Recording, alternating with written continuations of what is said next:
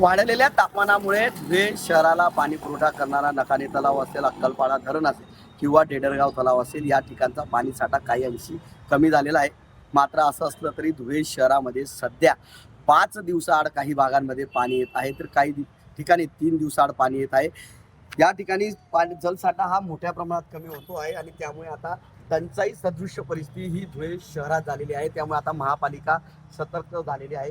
महापौर मायादेवी परदेशी यांनी आता महापालिकेच्या पाणीपुरवठा विभागाच्या सातत्याने बैठका घेणं सुरू केले आहेत आणि नागरिकांना योग्य वेळी कसं पाणी देता येईल असं नियोजन आता करण्यात आलेलं आहे. विशेष म्हणजे 4 ते 5 वेळेस त्या पद्धतीने बैठका घेण्यात आलेल्या आहे. त्याचबरोबर कशा पद्धतीने पाणी वाचेल यासाठी आता प्रयत्न केले जात आहेत. विशेष म्हणजे नागरिकांना या ठिकाणी महापौरांनी आव्हान केलेलं आहे की पाणी टंचाई होऊ शकते आणि यंदा पाऊस देखील कमी आहे. त्यामुळे नागरिकांनी पाणी हे जपून वापरायचं आहे, कारण पाण्याची टंचाई येणाऱ्या काळामध्ये निर्माण होऊ शकते. त्यामुळे ज्या नागरिकांच्या नळाला तोट्या नाहीत त्यांनी तोट्या लावून घ्याव्यात. त्याचबरोबर पाण्याचा वापर हा कमीत कमी करावा आणि पाणी कसे वाचेल यासाठी सर्वांनी प्रयत्न करावे, अशा पद्धतीच्या सूचना या ठिकाणी देण्यात आलेल्या आहेत. त्याचबरोबर या ठिकाणी नागरिकांना देखील आव्हान करण्यात आलेलं आहे. विशेष म्हणजे महापालिकेच्या वतीने देखील ज्या ठिकाणी गळती लागली त्या ठिकाणची वाल दुरुस्ती केली जात आहे. त्याचबरोबर पाणी साठा कशा पद्धतीने आपल्याला संपूर्ण धुळे शहरात व्यवस्थितरित्या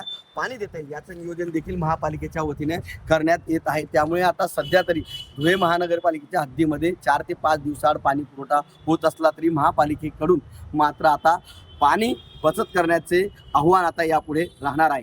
मनीष मासोळे, TV9 मराठी, धुळे.